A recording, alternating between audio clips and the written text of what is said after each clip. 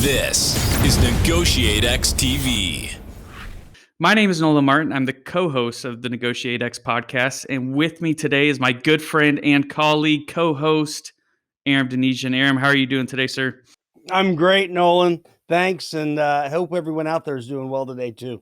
Yeah, we're in the DC area. We just had snow last week, but it's basically all melted away. I know you're in New Hampshire. Do you also have snow? Oh, do we? Yeah, we have it. We've been playing in it, and we've got more coming this week. So, the benefits of living up in North Country. All right, so today I'm extremely excited because we're going to talk about the framework for how we think about a negotiation. And the framework is extremely important. It drives how we prepare for a negotiation, choices for conduct during a negotiation, how we measure success in a negotiation, and even how we review our negotiation. Yeah, that's right, Nolan. And let me add that we didn't create this framework. A lot of what we're going to talk about comes out of Getting to Yes, which I can still consider to be the seminal work on negotiation as it hits 40 years old this year. And then refined by our colleagues at Vantage Partner, who we partner with, and we're so grateful to be able to use some of their intellectual property. But they've refined it over the last 25 years, and you can find more of this in some works such as Getting Ready to Negotiate by Roger Fischer and Danny Ertel, and the HBR Guide to Negotiating by Jeff Weiss. And for all of our listeners, this is, a lot of great resources that Aram just threw out there. If you are interested in reading any of these books and didn't get a chance to write that down, it's okay. Go to negotiatex.com/3.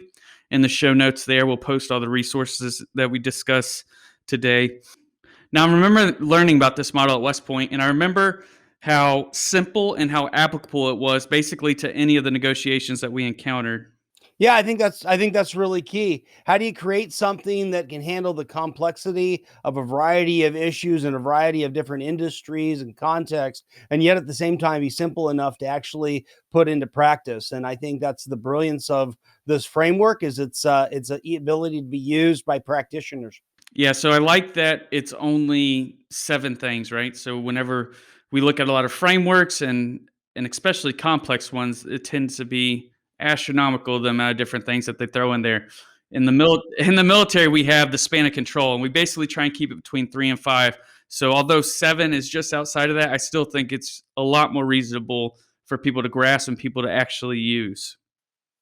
Yeah, trust me, I've seen 20 element or component models and 40 component models. They look real pretty on paper, but they're a beast to try to actually put into practice. And so that's one of the reasons I'm such a believer in the framework that we use. Yeah, so our predecessors named the framework the 7 elements of negotiation. So why don't we discuss that, basically what they are, what they're useful to understanding the process of negotiations. Yeah, so let's start with what they are, and then maybe as we kind of give folks some takeaways for today, we'll talk about why they're important and how they can be used. So the 7 elements of negotiation are relationship, communication, interests, options, legitimacy, alternatives, and commitment. Yeah, so relationship seems pretty obvious, so I think we should start there. It's either you have one or you don't. And so what else goes into that framework? Sure. So at the macro level, I like to think of a relationship as considering the levels of respect, rapport, and trust between the parties involved, and being able to measure the levels of those things that we need to be able to work more effectively together. So we can certainly acknowledge there are times when the relationship is transactional because not going to see this person again, not going to interact. And additionally, there are many times when we need a long-term relationship, maybe because there's going to be repeated interactions or negotiations with the same party, or maybe simply because to implement the agreement, we're going to need a strong relationship. Yeah, and I would assume the reputation we are constantly building is by how we are actually negotiating with this partner, or even the industry is a consideration as well. I think it's important to kind of understand how are other people, even outside of this negotiation, going to view how we basically conducted it, because word's going to get out that you're either play by the rules or you don't. Yeah, absolutely. Reputation is a critical component of relationship, and I think it's important to remember that relationships are built through how we interact and treat the other party, how we share and discuss information, so how we behave. And our advice would be to consider the nature of the relationship now. Think about what it is we want it to be or need it to be going forward, and then purposely act and purposely practice strategies that are going to build the relationship we want going into the future. All right, Aram, let's move on to communication. I know this isn't just speaking the same language, and it involves information and how you're basically describing what you are negotiating about, what um, position you take on a specific negotiation. So, what other sorts of things do you put under communication? Yeah, so communication is really what information we're sharing, how we're going to share it, and it's are we hiding it? Are we revealing it over time? If so, when? It's those sort of decisions. It's also how we gather the information. So the process of good, genuine inquiry and asking penetrating questions to really dig in and understand how the other party sees it. What are their perceptions and what are their perspectives, and then to being able to practice really good acknowledgement, showing the other party that I understand where you are, that you've been heard, and that those things can happen without agreement. Acknowledgement is understanding without agreement, and then certainly being able to clearly and articulately share our own perspective and advocate for what we believe needs to happen. Yeah, I remember you sharing that communications involves process decisions. So, what sort of things do you include there? Yeah, so really relationship and communication combined are what we call the gateway elements or the process elements. They set the conditions for an effective negotiation. And so, negotiations are going to benefit from good, clear direction. And under communication, I would include things such as being real clear on what our purpose is for getting together today. What is our agenda? And being able to align early on the agenda, commit early to the process we're going to follow. Are there any ground rules that we should establish to help us? And then being able to say, hey, are there other folks we need to have in the room now or have in the room over time? What's our desired end state? What's the product we're trying to come out of here with? And so on. And all those things are going to fall underneath communication and be incredibly helpful moving forward. All right, so we just wrapped up communications and relationships. Now we got 5 more to go. I understand that interests are the reasons people negotiate. So, how are they any different from the demands people make or positions they take in a negotiation? Yeah. So as we get into interests, you set it up great. We're going to talk about the value creation elements, interests leading into options, leading into legitimacy. And a key aspect of what came out of getting to yes was this distinction between a person's position, the things they say they want, okay, and their interests, the underlying needs, fears, concerns, and motivations that are actually driving those positions. Positions are singular. And what that means is there's really only one way to resolve them. Interests, however, can be solved in many different ways. Positions are almost always opposed between the parties involved. The positions are going to almost be always opposed, and they're going to require both sides to give something. Interests, however, may be opposed, but more often what we find is interests are shared or different. Um, Positions are typically tangible. They are on the surface. They're things we can see. Interests involve tangible needs, certainly, and they include emotional and psychological needs of the negotiators. So, by understanding both our and the other party's interests, we can open the aperture, so to speak, on what we might be able to do together or need to do together to satisfy those concerns. Yeah, so a simple example of positions versus interests might be, buying a car. The position is a specific car for that price of, say, $19,500 or so. You either get that car at that price or you don't. And so the interest might be what reliability and warranty, total cost of ownership, good gas mileage, safety, and so on. Yeah, that's right. So as you uncover both, like in that case, the buyer and seller's interest, you're able to work together to find creative solutions to satisfy both sets of concerns. And these are what we call options, the things we might do with our counterparts to resolve the situation.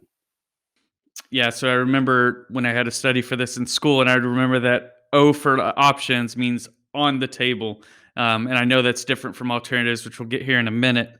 But basically, both parties have to agree to these solutions, right? Yeah, that's right. So let me share a quick story as an illustration. This comes up in getting to yes, but imagine for a moment. I am a father, so we don't even have to imagine. But and as we've talked about before, I have 6 great kids. But imagine I walk into our kitchen one day, and my 2 oldest girls are fighting over the last remaining orange that we have in the kitchen, and they're jumping at each other. I want the orange. No, I want the orange. The older one's a little taller, so she's holding it up over her head.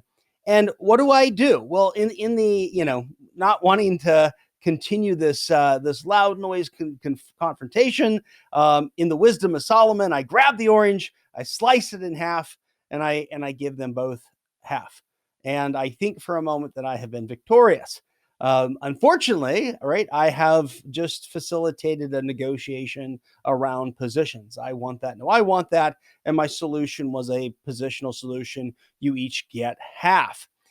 If I take a moment and I watch my daughters, what I will learn is that my oldest really wanted a whole orange because she was hungry. She was having a blood sugar drop, and she really needed the sugar from an entire orange. So as she carefully peels her orange, and then throws away the peel and eats the fruit, she walks away disappointed because her interest didn't get fully met. And as I watch my other daughter, um, she carefully peels the orange and throws away the fruit, and then she takes the rind or the skin of the fruit, the orange, she grates it, and she makes some orange chocolate brownies that she had promised her teacher she would bring in. But she's disappointed because she had promised to bring in a whole plate of brownies, and now she can only bring a half a plate, and she's going to have to break her promise. There's going to be disappointed students in class and so forth. So again, her interests aren't met. And this is the idea of understanding the underlying interests to really solve the problem. And then if we get creative, right, we can certainly get creative and say, well, obviously you would give one daughter the entire fruit, the other daughter the entire peel. That's one option. And if we were to say, what other options are there? Well, maybe the girls could squeeze some orange juice, sell it to their other siblings, make enough money to go buy a whole bag of oranges. And now they both have a lot more fruit and a lot more peel to make a lot more brownies and a lot more juice. They might be able to auction off the orange working together. It's the idea that by understanding the underlying problem, we can actually get creative and come up with a solution where neither side has to compromise and both sides walk away with their interests met. Yeah, so you mentioned precedent there. So what do we do if there isn't a precedent? You and I have been in different situations where we essentially are establishing the standard because it's the first time of us doing it. So what do you do if there's no precedent?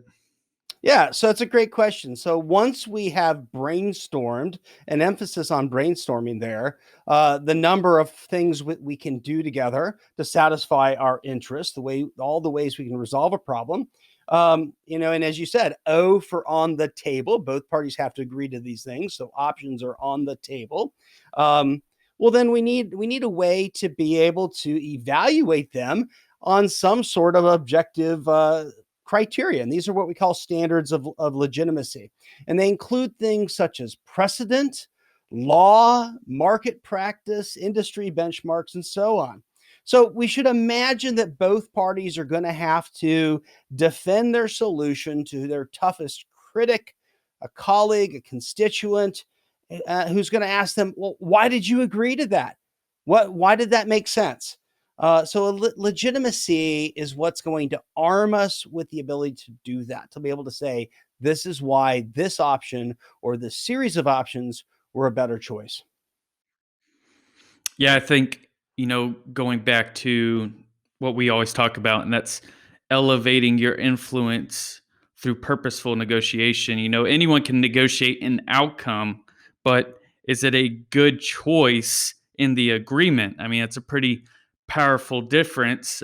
Just arriving at a solution and arriving at a good solution are two very distinct ways to get there. So Yeah, we sure have, and I know that we can probably think about some mistakes we've made working in those situations where there wasn't a good precedent, and we certainly have seen our colleagues do that. So in those situations, it takes tremendous wisdom and consideration of the standard you and your partner want to set for the future. It's not only going to impact how the two of you operate and negotiate going forward, but it's also going to impact future negotiations you both have with other counterparts. yeah, so now we are basically on the last two steps of the seven elements of negotiation: alternatives and commitment. Yeah, these are what we call the decision elements, right? So if I were doing a quick review, we had the gateway elements, we had the value creation elements, and now we have the decision elements. And I've intentionally left these two to the very end. And the reason for that is that when most people think of what a negotiation is, it's really these two elements they're thinking of. Uh, they try to either get someone to make a commitment, asking them what they will or won't do. And then they leverage threats or tell them or think about what their walk away is if they can't get the agreement. So I like to think of the dynamic between these two elements, alternatives and commitment, just a little bit differently. Yeah, I think, going back to what we always talk about, and that's elevating your influence through purposeful negotiation. Anyone can negotiate an outcome, but is it a good choice in the agreement? I mean, it's a pretty powerful difference. Just arriving at a solution and arriving at a good solution are two very distinct ways to get there. So I've seen many young officers make the mistake of agreeing to something that they probably should have walked away from because it doesn't satisfy their interests. It isn't very creative, or it's not defendable. Okay, first of all, that we don't negotiate to reach an agreement, but rather to create a good choice for ourselves between our alternatives and making a commitment with the party we're at the table with. And to make sense of that, let's dig into what these two elements are. Alternatives are away from the table. A for away from the table, away from the table, alternatives, right? These are all the things I can do to satisfy my interests that don't involve the person I'm negotiating with.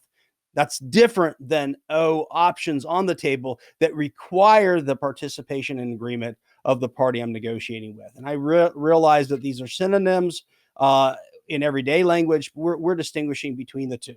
So alternatives are all the ways I can get my interests met, doing something internally, maybe doing something with another counterpart, not doing anything at all. These are all alternatives that the person I'm negotiating with doesn't get a say in.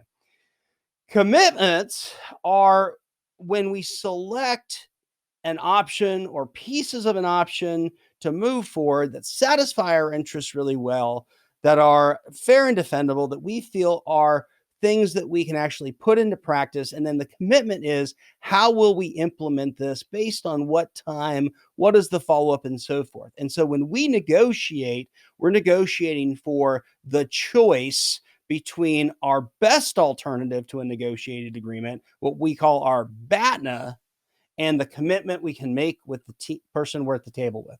I know that these are a lot of definitions, especially for the listener who may be driving to work right now. What we have is the NEGOTIATEx prep tool. And so what it does is it breaks down the seven elements into basically how you can conceptualize the negotiation that you're going into. It helps you basically think of alternatives, think of interests, realize, what decision-making power you may have, or even the person you're negotiating with may have. Basically breaks down everything. It is the most influential tool that I know of, at least in negotiations. So you can find that tool if you go to negotiatex.com/prep, or if you go to negotiatex.com/3 to find the resources. So with that, Aram, this is a podcast that is all about delivering value to your organization, your business, and your life. So what are some key takeaways for our listeners today to become more effective negotiators? Yeah, I have two. And certainly in the corporate arena as well. Someone will commit to something that actually creates headaches for the person that has to implement it, because it's based on, whatever, an unreasonable profit margin, a crazy quality level, or a timeline that's not reasonable, whatever it might be. And let me just add here too, that when we think about commitment, it's helpful to also consider, both for ourselves and for the person we're negotiating with, what's the level of commitment appropriate for this meeting? Is it a tentative draft? Is it a handshake agreement? Is it a list of questions for going back to senior leadership to clarify what we can do? Or is it a firm signed deal, right? But to really think about what's the level of a commitment we want to reach today, and what's our level of authority, as well as theirs, to be able to actually follow through on that commitment. And so, this kind of drives some of the things we talked about under communication. But, at what point do we need to bring other people in? At what point do we need to consider escalation? When are those things appropriate? Awesome, Aaron. Well, I appreciate your time today on show number 3. To our listeners, head over to Apple Podcasts, wherever you listen to this podcast. Give us 5 stars, leave us a comment. And this is going to help other negotiators find the channel, find the show, and essentially, deliver value to their organization. So that is it on today's podcast. If you need one-on-one help, we can help you out. If you need negotiations consulting or training for your team, we can help you out. All you have to do is go to negotiatex.com/services, and there you'll be able to see all the different service offerings that we have to essentially help you and help your team achieve results. So if you have any questions or you want us to cover a specific topic in the future, just shoot us an email at team@negotiatex.com, and we'll try to cover it in the future episodes. And with that, we will see you in the next episode. Hey, thanks for checking out this video on NEGOTIATEx TV. If you found any value at all, please hit the subscribe button, hit the notification icon if you want to be notified of future videos. And then we also have a couple videos over here that you might be interested in checking out. If you and your small business, your team, are looking to get negotiations or leadership training, then you can head over to negotiatex.com and learn more about the coaching services we offer. Thanks, and I'll see you over in the next video.